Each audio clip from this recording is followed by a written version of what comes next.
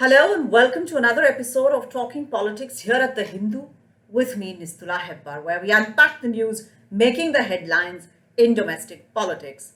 This week, we travel to the politically significant state of Bihar, where by some accounts, nearly 40 people have died after consuming poisonous liquor in Saran district of the state, which brought into question the efficacy of the prohibition policy pursued by the Bihar government and led to raised voices and angry exchanges in the Bihar assembly. Chief Minister Nitish Kumar very visibly lost his cool at the opposition BJP, who had called into question the prohibition policy in the face of the Hooch tragedy. Prohibition is never an easy policy to implement, and my own personal view is that it never works, as people who want to consume liquor will try and procure it anyhow, legally or illegally. Now, this leads to organized crimes if alcohol is banned. Then it leads to organized crime syndicates based on smuggling of illicit liquor, moonshine makers, etc. The police force being tied up in catching these criminals and wasting a lot of time on this particular thing. And the foregoing of revenue by the state is, of course, another matter altogether. Now, a decent shop to population ratio and excise policies that do not allow liquor shops near schools and colleges is a more effective strategy, and if implemented can work better than outright prohibition, in my view. Well, the debate on prohibition is long. It goes on from 1920s America to present day Bihar, almost as long as the saga of India's socialists engaged in a process of fission and fusion as a political entity, with this week raising another spectre of fusion, that of the merger of the Janata Dal United and the Rashtriya Janata Dal in Bihar. These are parties which are currently part of the seven-party coalition or Mahagathbandhan that is ruling the state. And together, these two parties account for 125 MLAs in the 243-member Bihar Assembly. A good, unassailable sort of majority. Now, let's start from the beginning about this new talk of merger. How did this come up? Because if you recall, even in the run-up to the 2014 general elections, there was a talk that all the old Janata constituents, all the Janata socialists will come together under a single banner and fight against the BJP and the Congress. But of course, nothing came of that. Then there was 2015 when RJD and JDU were again in a Mahagathbandhan and fought. Of course, there was no talk of merger at that time. They fought as two different political entities. Now, again, last week, this talk has started of ceding of leadership and of merger of the Janata Dal United with the RJD. Now, at a closed-door meeting of the Mahagathbandhan constituents before the convening of the Bihar Assembly, it's a customary sort of meeting of allies, floor leaders, etc. Chief Minister Nitish Kumar said that the alliance would go into the 2025 Assembly polls under RJD leader and Deputy Chief Minister Tejashwi Yadav. Now, when this leaked out, several MLAs who were present at that meeting came out and briefed the press that this is what the Chief Minister had said. The next day itself, Reams was written, and Mr. Nitish Kumar was also collared by journalists and was asked whether he did in fact say it. Nitish Kumar very vehemently confirmed, not just confirmed, he said absolutely this is going to be happening, that he would be ceding space of leadership of the Mahagathbandhan within Bihar to his deputy Tejashwi Yadav, who's also the leader of the RJD. Now, at this point, reactions started coming in fast and furious about how this announcement confirmed what all had been saying for some time, and there are, of course, very openly expressed apprehensions as well from the current leadership of the JDU. That RJD leader and Deputy Chief Minister Tejashwi Yadav would take over as Chief Minister of Bihar sometime soon, and that Nitish Kumar would do national politics And very likely, the JDU as a party would cease to exist and would merge with the larger RJD, making their alliance unassailable in the assembly with 125 seats and no fear of falling due to poaching, etc.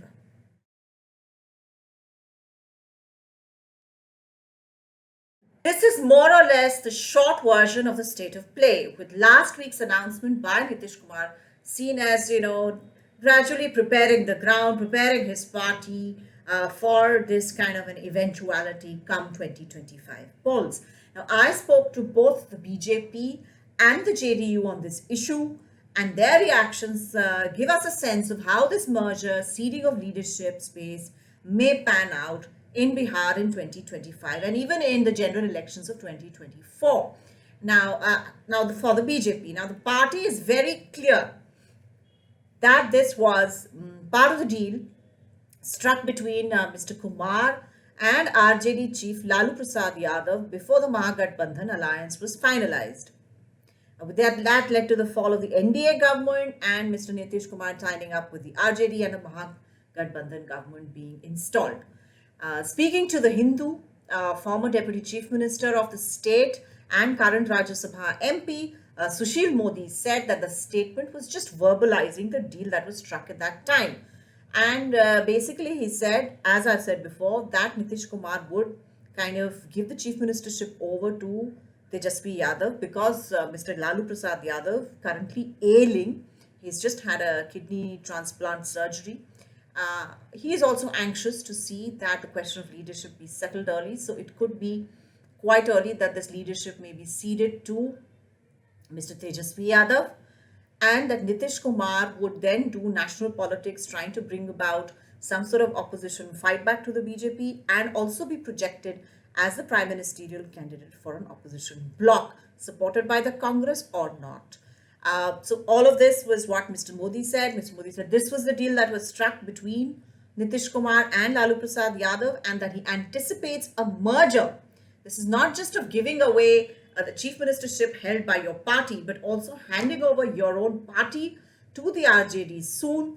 And as far as the BJP is concerned, he said the sooner Tejashwi Yadav takes over as chief minister and the merger happens is the better for the BJP, as the 2025 polls as of now is looking like a fight between the BJP and the RJD and the merged entity of RJD-JDU.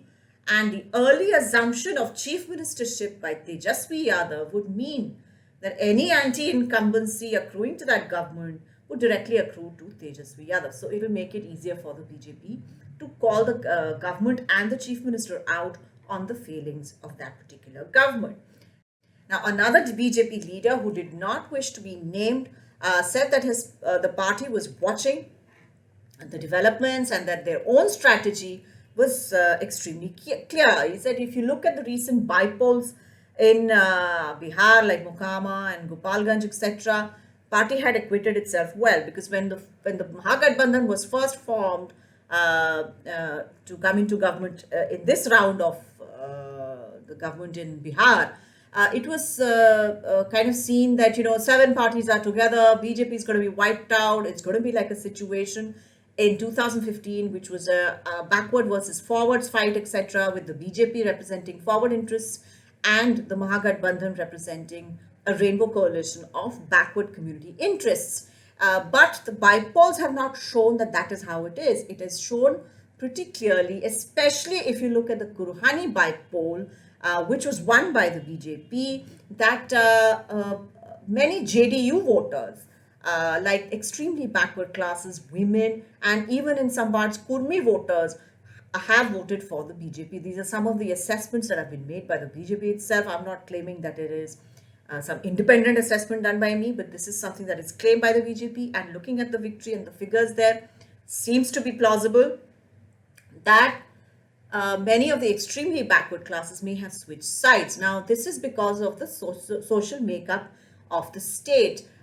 For many years, Lalu Prasad Yadav and the socialists represented the mantle politics, the OBC politics, where under a vast OBC umbrella, all the OBC communities were there. Then Nitish Kumar and the Samta Party, George Fernandez, etc., cut away from Lalu Prasad Yadav's Janata Dal and they formed the RJD, and Nitish Kumar and George Fernandez formed the Samta Party, which became the Janata Dal U. And Nitish Kumar himself carved out this constituency of extremely backward classes and non-Yadav OBCs. He himself is a Kurmi. So he basically said in this larger umbrella OBC coalition, the Yadavs are a dominating group and they corner most of the welfare and the goodies and all the things that are, state patronage, etc., that is, coming out from the government side, and to empower communities other than Yadavs, OBC communities, extremely backward classes, Mahadalits, etc. It is his party which is talking about their issues, and a large number of these communities did shift allegiance to Nitish Kumar and to the NDA because there was a tie-up between Nitish Kumar's party and the BJP. In the 2015 election, that was very clear because the RJD, JDU, Mahagathbandhan got a lion's share of the backward vote, and the BJP was left with the forward communities. But there are a lot of water has flown under the bridge since then. Prime Minister Narendra Modi, himself being a backward community person, the second backward community prime minister in this country after Deve Gowda, has also created a constituency for himself in these communities, despite being from the BJP. So the BJP does get votes and support, especially in Uttar Pradesh. They have got it en masse. Nonia Chauhans, etc., other OBCs, non-Yadav OBCs have voted for the BJP in large numbers in UP, and some of it is already happening in Bihar if you go by the by-poll numbers. So basically, this is something that the BJP is working on. They said, we are not the BJP of the 2015 assembly elections. We are the BJP who consistently gets support of non-Yadav OBCs, EBCs, women. Women is a very strong constituency for the BJP, which used to be with Mr. Nitish Kumar. It'll be interesting to see whether the women constituency in Bihar will shift allegiance as well to Prime Minister Modi, who happens to be extremely popular among women. Now, so it's not the same as 2015, and therefore the BJP is scenting an opportunity for itself to change the social coalition that brings it, that gets it elected in Bihar. Now, the possibility of the merger of the JDU and the RJD is something that the BJP hopes to profit by, because they will say, all right, first of all, the social coalition may change. We will get some of the Janata Dal United votes, but we will also get MLAs and workers and party leaders from the Janata Dal United who find that they don't want to live in this merged entity of Janata Dal United and RJD. Now, the discomfort in the Janata Dal United is extremely palpable in terms of just viewing this merger. As far as the alliance is concerned, I don't think anybody in the JDU has a problem. I don't think that they have so much of a problem also if Tejashwi Yadav takes over as chief minister. But merger seems to be something that is a deal breaker as far as many of the JDU leaders are concerned. Very senior leader in the JDU, Upendra Kushwaha, he happens to be the JDU's National Parliamentary Board chairperson. I mean, he has said, and I quote, "There are no talks of a merger. People must think, how can it take place? JDU's merger would be suicidal." That's the word he uses. Does someone take a suicidal step on their own? The Hindu also spoke to a JDU MLA who is currently opening negotiations with the BJP on jumping ship. His plain explanation was that only if the merger happens, he will cross over to the BJP. If not during the term of the assembly, then certainly closer to when the assembly elections are on. He said that there is very little complementarity as far as his constituency is concerned in the vote banks of RJD and JDU. So the RJD gets the Muslim and the Yadav votes. JDU gets Mahadalits forwards because of its previous alliance with the BJP that was in place in the 2020 assembly elections when this MLA got elected. So he got forward votes, he got EBCs, he got women, etc. And that Yadav Muslims and this particular vote bank are not complementary, and therefore he would be on a losing wicket if the JDU merges with the RJD.